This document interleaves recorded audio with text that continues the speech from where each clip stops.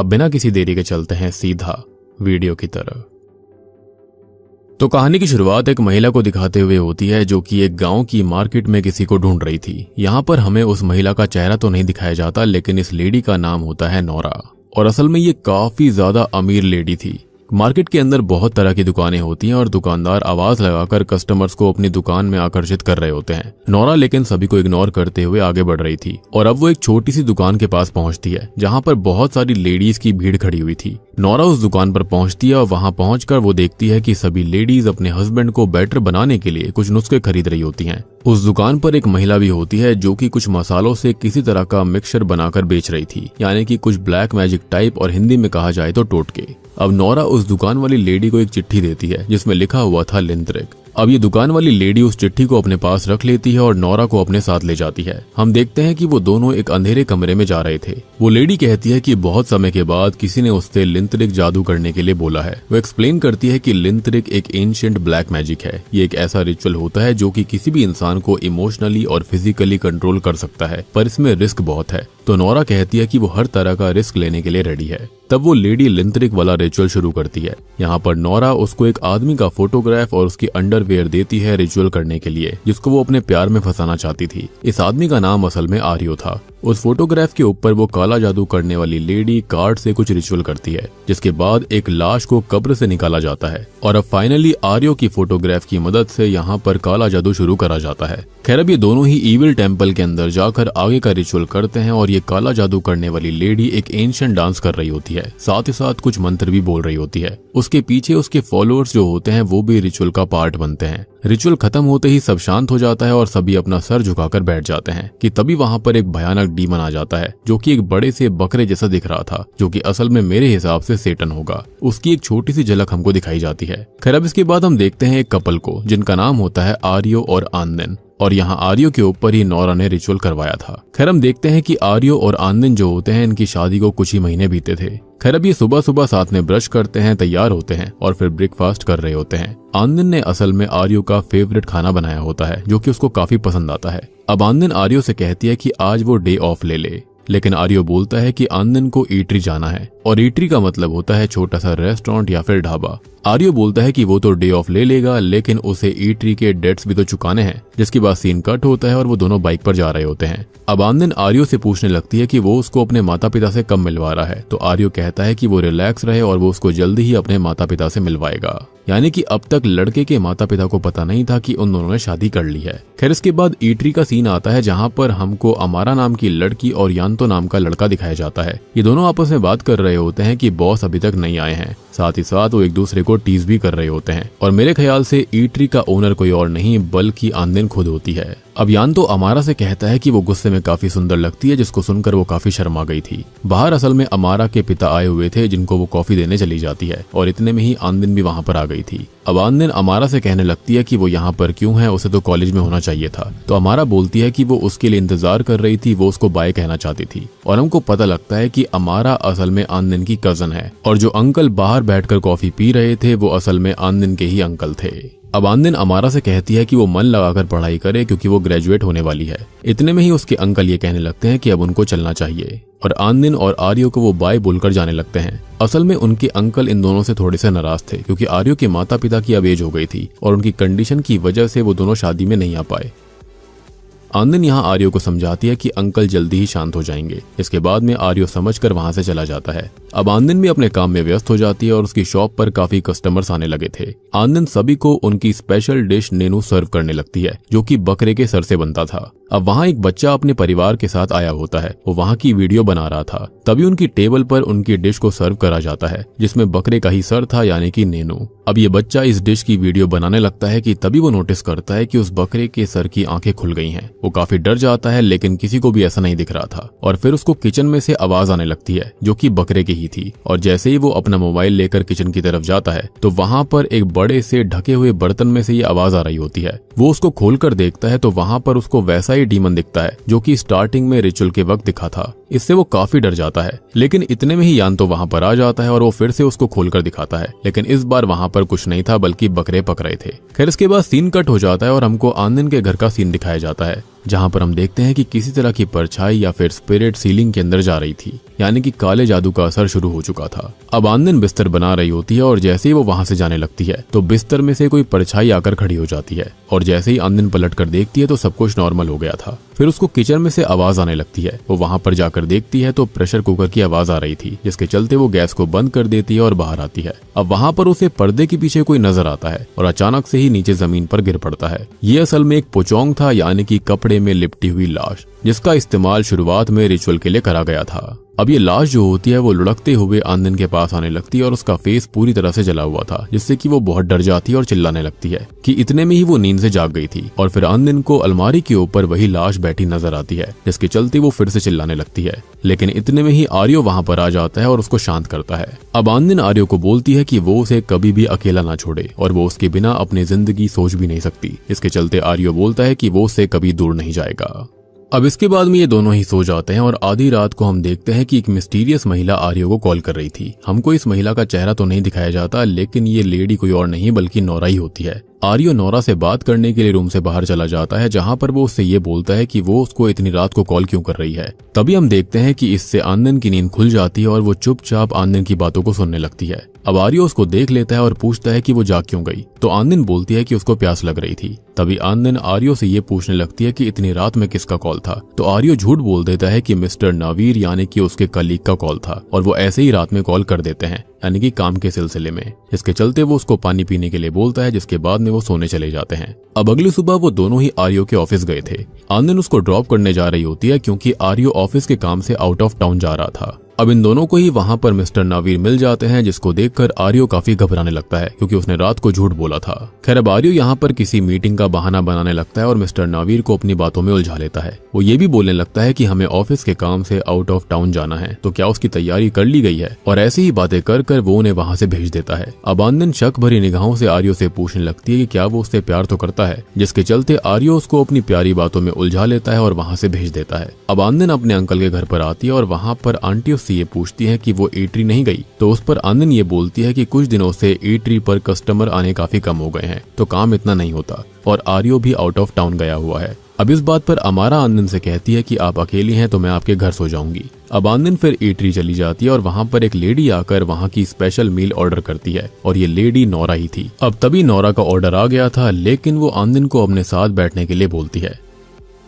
अब आनंद जो होती है वो नोरा के नेल्स की तारीफ कर रही होती है, जिसके चलते नोरा अपनी नेल पेंट उसको गिफ्ट कर देती है। अब आनंद बोलती है कि वो ऐसे तो गिफ्ट नहीं लेती, लेकिन नोरा के काफी बोलने पर आनंद गिफ्ट को एक्सेप्ट कर लेती है और फिर शुक्रिया अदा करती है। तभी नोरा के फोन में एक नोटिफिकेशन आता है, जिसको देखकर वो वहां से जाने लगती है। आनंद बोलती है कि आपने खाना तो खाया ही नहीं, तो मैं आपके लिए इसको पैक कर देती हूँ। नोरा इसके लिए मना करती है और डबल पैसे देकर वहां से जाने लगती है। आनंद उससे ये बोलती है कि ये तो काफी ज्यादा पैसे हैं, जिस पर नोरा बोलती है कि उसे इसकी जरूरत है, वो इसको रख ले। ऐसा कहकर नोरा वहां से कार में बैठकर निकल जाती है। अब यान तो मार्केट से गुजरते हुए नोरा के साथ में आर्यो को अपने कार में बैठकर कहीं जाते हुए देख लेता है और काफी शॉक्ड रह जाता है। और ये बात तो हम जानते ही हैं कि नोरा ने काला जादू आर्यो के ऊपर करवाया था, जिसके चलते ये सब हो रहा था। खैर अब आनंद घर पर अमारा के साथ होती है, वो गॉसिप्स कर रही होती हैं। अमारा बोलती है कि आर्यो ने अगर तुम पर कभी चीट किया तो क्या होगा, तो तुम उसको तो छोड़ोगी ही नहीं। कि तभी सीलिंग से कुछ आवाज आने लगती है, जैसे कि ऊपर कोई चल रहा हो। वो दोनों ऊपर चेक करने जाते हैं कि ये आवाज क्या है।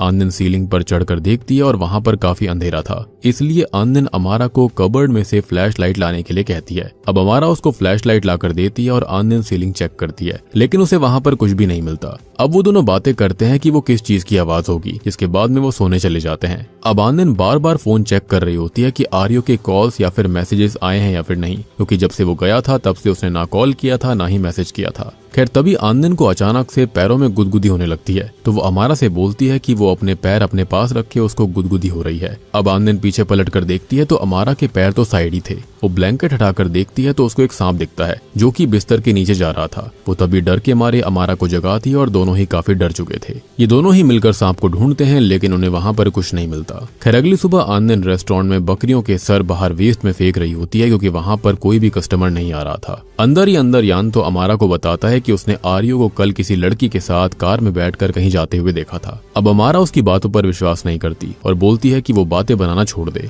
और वो उसको काफी डांटने लगती है। कि तभी वहां वहां पर आनंद भी आ जाती है और यान तो कहता है कि मैंने इस चीज के लिए फोटोग्राफ भी ली थी, लेकिन शॉकिंगली फोन के अंदर कोई भी फोटोग्राफ नहीं मिलती। अब आनंद गुस्से में कहती है कि आर्यो काम के सिलसिले में आउट ऑफ टाउन गया हुआ है और वो यहाँ पर उल्टी सीधी कहानियां ना बनाए, क्योंकि वो वैसे ही काफी परेशान थी क्योंकि आर्यो का कोई भी कॉल या फिर मैसेज नहीं आया था। लेकिन ऑब्वियस सी बात है कि शक के बीज तो अंदर बो दिए गए थे।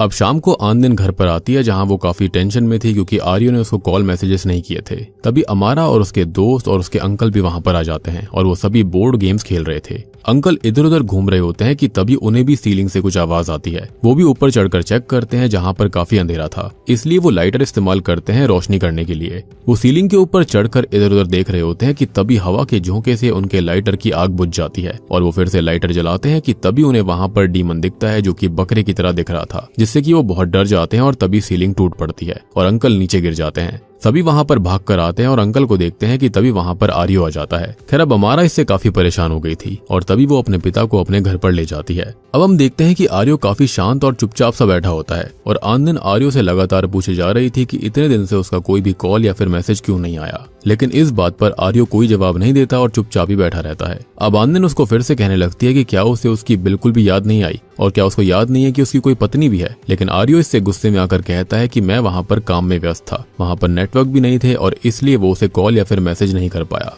लेकिन वो उसको लगातार मिस कर रहा था। आर्यो कहने लगता है कि उसे ऐसा लग रहा था कि उसके लौटने पर वो काफी खुश होगी, लेकिन वो उससे सवाल पूछे जा रही है। खैर अब ऐसा कहकर गुस्से में आर्यो बाथरूम चला जाता है। अब आनंद उसको मनाने के लिए गर्म पानी उसके लिए लेकर जाती है, लेकिन वो नोटिस करती है कि वो किसी से छुपकर बातें कर रहा था और कहने लगता है कि उसको फिर से आउट ऑफ टाउन जाना पड़ेगा और वो जिससे बात कर रहा था कहने लगता है कि हम फिर से मिलेंगे। अब आनंद शक करते हुए उसको बाहर बुलाती है और पूछती है कि आर्यो किससे बात कर रहा था, तो वो बोलने लगता है कि कस्टमर से बातें कर रहा था और वहां से चला जाता है। आनंद बाथरूम में मिरर के सामने खड़ी होती है और अपनी नेल पेंट देख रही होती है। वो नेल पेंट निकालने का सोचने लगती है और उसके लिए वो अपनी रिंग अपनी उंगली से निकालती है। रिंग नीचे गिर जाती है और आनंद उसको उठाने के लिए झुकती है। वो देखती है कि शैम्पू की बोतल भी नीचे गिर गई थी, उसमें से शैम्पू भी निकल रहा था। अब आनंद रिंग उठाती है और बाथटब के अंदर बैठकर नेल पॉलिश रिमूवर से नेल पॉलिश निकालने लगती है, लेकिन होता यह है कि उसकी नेल पॉलिश निकल नहीं रही थी। वो गुस्से में इतनी जोर से उसको घिस देती है कि गलती से अपना नाखून ही तोड़ लेती है। अब आनंद बाथरूम से उठकर जाने लगती है, लेकिन शैम्पू पर फिसलकर वो गिर जाती है और देखती है कि टेबल पर जो कैंची रखी हुई थी वो उसकी तरफ गिरने लगी थी, लेकिन वो किसी तरह से खुद को बचा लेती है। खैर अब दिखाया जाता है कि रात भर आनंद को नींद नहीं आ रही होती और वो बस यही सोचे जा रही थी कि आर्यो उसको झूठ क्यों बोल रहा था और वो कुछ तो छुपा रहा है, कि तभी आर्यो के फोन पर किसी अननोन नंबर से कॉल आता है। आनंद उस कॉल को रिसीव करती और हेलो बोलती है, लेकिन कोई भी जवाब नहीं आता। अब कॉल कट हो जाती है और आनंद चुपके से आर्यो के फोन को खोलने की कोशिश करती है, लेकिन वो इसमें नाकामयाब हो जाती है और फिर वो फोन रखकर जाने लगती है कि तभी आर्यो के फोन पर किसी का वीडियो कॉल आता है। अब वीडियो कॉल पर वो एक कबर्ड को देखती है जिसके अंदर से एक पोचोंग उसके सामने आ जाता है। आनंद ये देखकर काफी डर जाती है कि तभी हम गौर करते हैं कि आनंद के पीछे भी एक डीमन था, वो उसको पकड़ने आ रहा था। अब फोन के अंदर जो भी दिख रहा होता है उसको देखकर आनंद बहुत डर जाती है और हाथ से फोन छूट जाता है कि इतने में ही इस आवाज से आर्यो जाग उठता है और वो उसको काफी डांटता है कि वो उसकी नींद खराब क्यों कर रही है और उसको सुबह जल्दी ऑफिस जाना है, तो वो उसको सोने दे।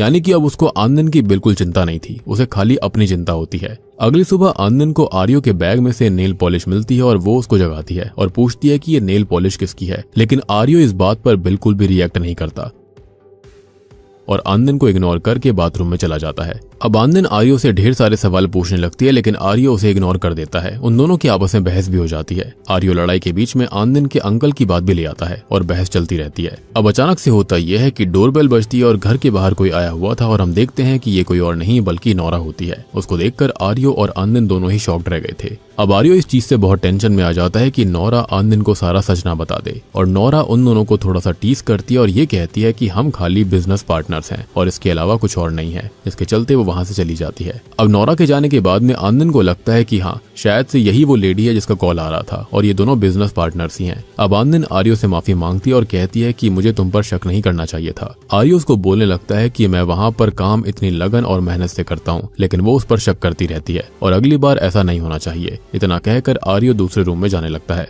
यानी कि उल्टा चोर कोतवाल को डांटे। एनीवेज आर्यो अब पलटकर आनंद को देखता है और उसे आनंद बिल्कुल बूढ़ी लेडी जैसी दिख रही थी और ये सब असल में लिंथरिक स्पेल की वजह से हो रहा था ताकि आर्यो आनंद से दूर हो जाए। खैर अब आनंद ईटरी में यान्तो के पास जाती है और उससे कुछ बात कर रही होती है कि तभी वहां पर आर्यो आ जाता है और वहां की स्पेशल मील को ऑर्डर करता है। उनके पास अंकल भी आकर बैठ जाते हैं। अब आनंद आर्यो का ऑर्डर लेकर आती है और वो उसको खाता है, लेकिन उसका टेस्ट बिल्कुल भी उसको अच्छा नहीं लग रहा होता। अंकल उससे पूछते हैं कि क्या ये अच्छा नहीं बना, लेकिन इस पर आर्यो कहता है कि नहीं, काफी अच्छा है। अब गलती से अंकल से एश ट्रे टेबल से नीचे गिर पड़ती है और उसे उठाने के लिए अंकल झुकते हैं कि तभी अंकल को आर्यो के पीछे कुछ दिखाई देता है। खैर अब अंकल ऊपर आते हैं और देखते हैं कि आर्यो के पीछे ढेर सारे पोचोंग थे, यानी कि सफेद कपड़े में लिपटी हुई लाशें खड़ी हुई थी। अब अंकल ये देखकर बहुत घबरा जाते हैं और आनंद उनके लिए कॉफी लेकर आई थी, लेकिन वो आनंद से ये कहते हैं कि वो यहाँ पर जा रहे हैं और बाद में आएंगे। वो इतने ज्यादा डर गए थे कि वो तुरंत ही वहां से निकल जाते हैं, जैसे कि उनको कुछ पता लग गया हो। अब आनंद उनको रोकने के लिए बाहर जाती है, लेकिन वो नहीं रुकते। वो गाड़ी लेकर वहां से निकल पड़ते हैं। घर जाकर अंकल किताबों में इन सब के बारे में पढ़ते हैं और उनको पता चलता है कि ये तो लिंथरिक स्पेल है। खैर अगले सीन में हम देखते हैं कि वो काला जादू करने वाली लेडी नोरा को ये बता रही होती है कि उसको रिचुअल्स खुद ही परफॉर्म करने पड़ेंगे और तभी वो अच्छे से काम करेंगे,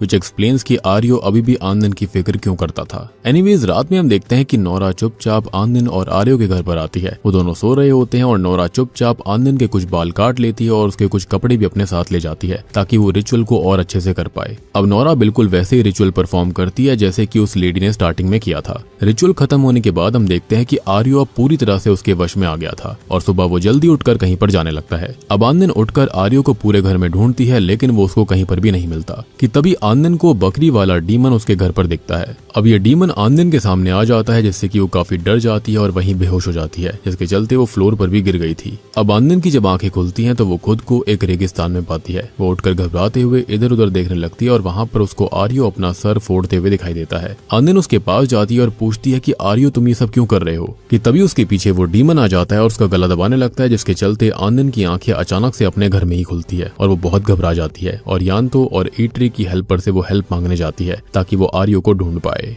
खैर अब ये लोग आर्यो के ऑफिस तक पहुंच जाते हैं उसके बारे में पूछताछ करने के लिए, लेकिन वहां पर भी उनको आर्यो के बारे में कुछ भी पता नहीं चलता। अब दूसरी ओर आनंद के अंकल आनंद और अमारा उसके घर पर जाते हैं ये पता लगाने के लिए कि आखिरकार ये सब चीजें उनके साथ हो क्यों रही है। आनंद के घर पर उसके अंकल को एक टोटका मिलता है और वो अपनी बेटी अमारा से ये कहते हैं कि उनका शक सही निकला, किसी ने आनंद के घर पर काला जादू करवाया है। वो लोग घर के सारे पर्दे और दरवाजे बंद कर देते हैं। यहाँ पर हमको ये बात भी पता लगती है कि आनंद के अंकल को भी काले जादू की थोड़ी बहुत नॉलेज थी। खैर आनंद के घर में क्या परेशानी है ये पता लगाने के लिए आनंद के अंकल भी कुछ रिचुअल्स करते हैं। वो कुछ ट्रांस जैसी स्टेट में होते हैं जिसके अंदर अंकल की बॉडी घर में ही रहती है, पर दिमाग और सोल जो होती है वो जहां पर काला जादू हुआ था वहां पर पहुंच जाती है। बेसिकली वो एस्ट्रल प्रोजेक्शन कर रहे थे। खैर अब अंकल ट्रांस में जाकर छानबीन करने लगते हैं कि आखिरकार किसने आनंद और आर्यो के ऊपर काला जादू किया था, और तब हमको पता लगता है कि वो काला जादू करने वाली लेडी को पता लग चुका था कि कोई उसके ऊपर नजर रख रहा है, जो कि आनंद के अंकल ही थे। अंकल ट्रांस में एक कब्र के अंदर होते हैं और ये वही कब्र होती है जिस पर नोरा ने रिचुअल करा होता है, जिसकी मदद से वो आर्यो को अपने कंट्रोल में कर रही थी। लेकिन तभी अमारा को सीलिंग पर से किसी के चलने की आवाज आती है और वो ऊपर चेक करने जाती है। उसे वहां पर बकरी का सर दिखता है जो कि उस पर हमला कर देता है। वो अपने पिता की मदद मांगती है, आवाज लगाती है, लेकिन उसके पिता तो ट्रांस में होते हैं और इसलिए वो उसकी हेल्प करने नहीं आ पाते। अब अमारा उस बकरी के सर से जैसे तैसे बचकर अपने पिता के पास आती है और उनको उठाने की कोशिश करती है, लेकिन उसके पिता होश में नहीं आ पाते क्योंकि वो ट्रांस में फंस चुके थे। अब हम देखते हैं कि ट्रांस के अंदर अमारा के पिता के ऊपर कब्र में मौजूद जो लाश होती है यानी कि पोचोंग हमला कर देता है,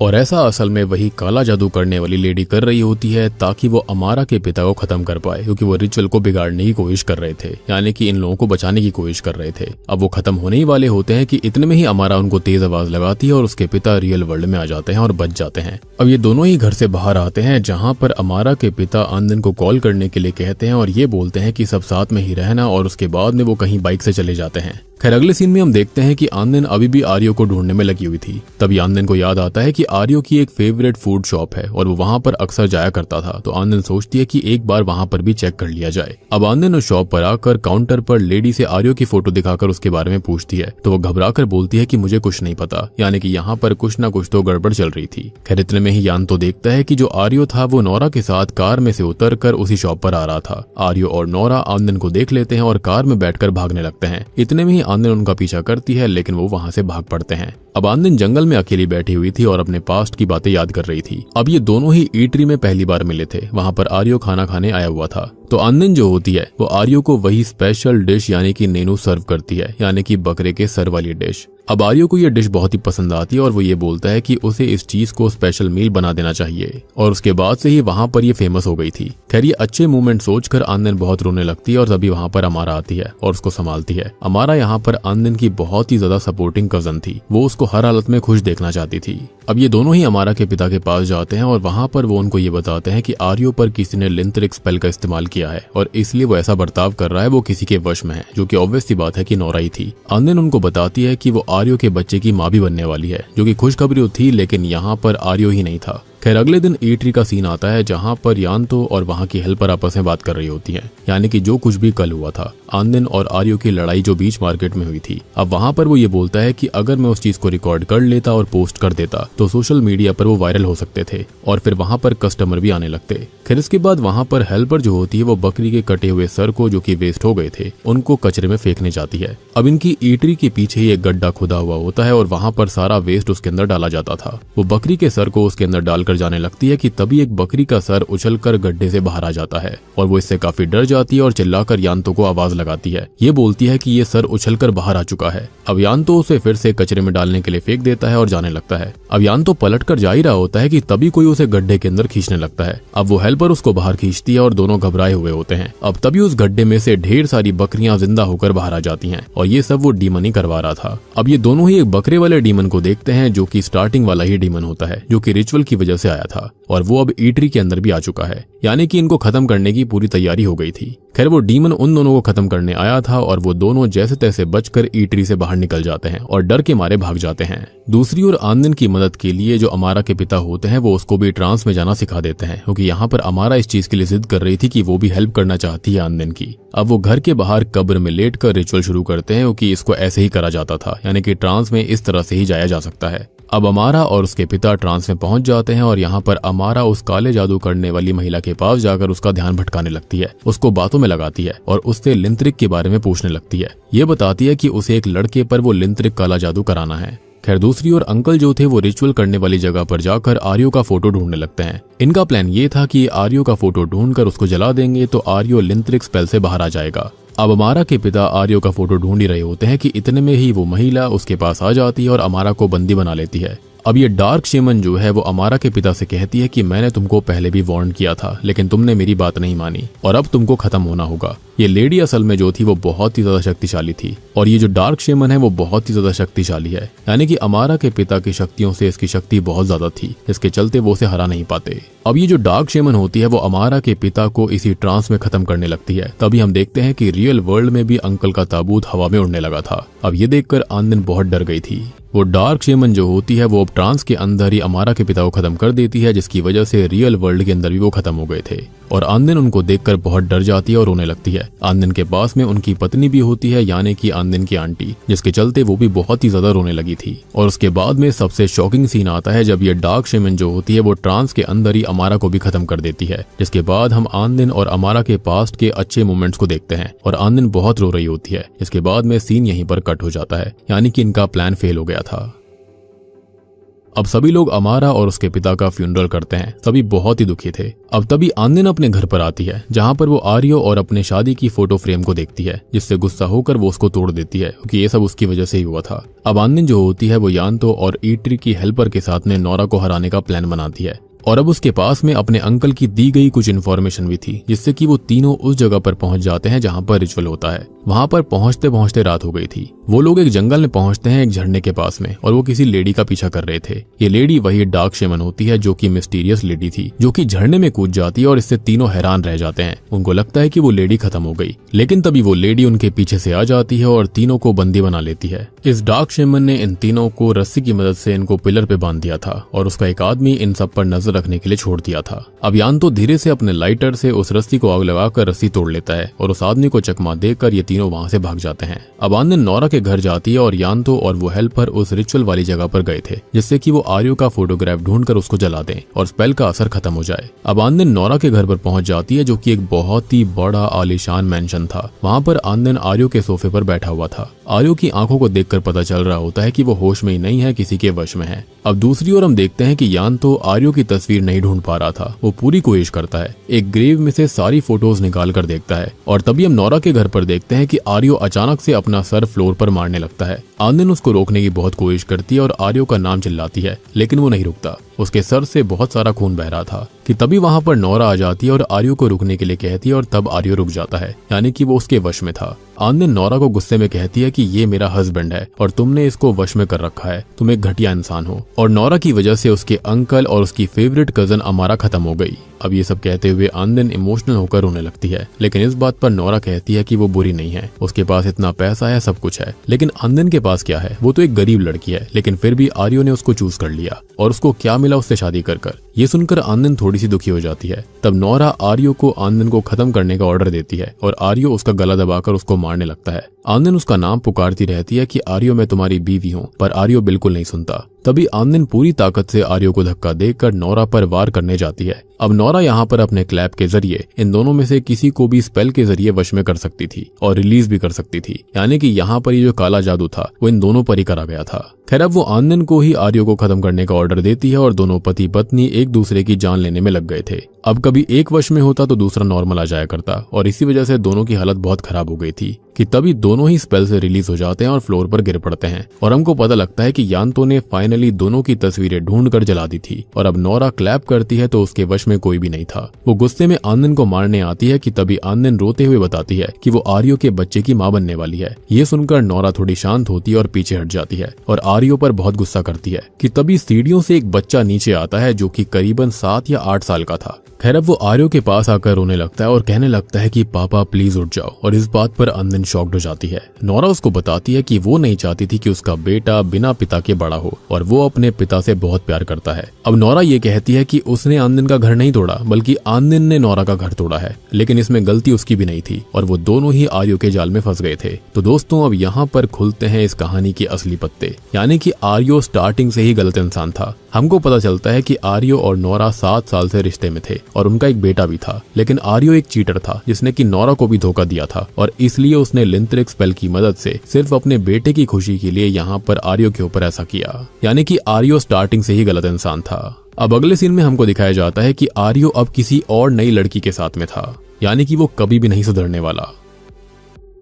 तभी हम देखते हैं कि उसके घर पर वो लड़की असल में एक डीमन होती है जो कि आर्यो को खत्म कर देती है, जो कि शायद से कोई नया स्पेल करवाया गया होगा और आर्यो को खत्म करने के अलावा कोई भी रास्ता नहीं था, क्योंकि यहाँ पर वो कभी भी नहीं रुकेगा। और हम ये नोटिस करते हैं कि वो हमेशा नोरा से बात नहीं करता था, बल्कि वो किसी और ही लड़की से लगा रहता था, यानी कि वो आउट ऑफ टाउन भी किसी और लड़की के पास ही गया था। तभी तो नोरा गुस्से में आकर उस शेमन के पास में गई थी कि ये सब असर क्यों नहीं कर रहा है। तब जाकर उस शेमन ने बताया था कि नोरा को खुद ये सब कुछ करना होगा। तब जाकर यहाँ पर आर्यो उसके पूरे बस में आया था और तब जाकर हम देखते हैं कि इस डीमन ने फाइनली आर्यो को खत्म कर दिया था। अब यहाँ पर हम देख पाते हैं कि आर्यो जो था उसने आनंद और नोरा के अलावा भी कई महिलाओं के साथ संबंध बनाए थे और उनमें से ही एक महिला उसकी मौत का कारण बनी। अब दूसरी ओर हम देखते हैं कि आनंद अपने बच्चे को जन्म दे देती है और आगे की लाइफ वो पीसफुल जीने की कोशिश करेगी। सबसे बड़ी बात कि नोरा उसकी हेल्प कर रही होती है क्योंकि वो काफी अमीर इंसान थी और मुझे ऐसा लगता है कि इसी स्पेल की वजह से ईटरी अच्छी नहीं चल रही थी, लेकिन अब उसकी ईटरी काफी अच्छी चल सकती है। लेकिन हाँ, अब आनंद को अब ऐसे गिल्ट के साथ जीना पड़ेगा जिसके अंदर वो हमेशा सोचती रहेगी कि वो कैसे चीटर आदमी के साथ थी।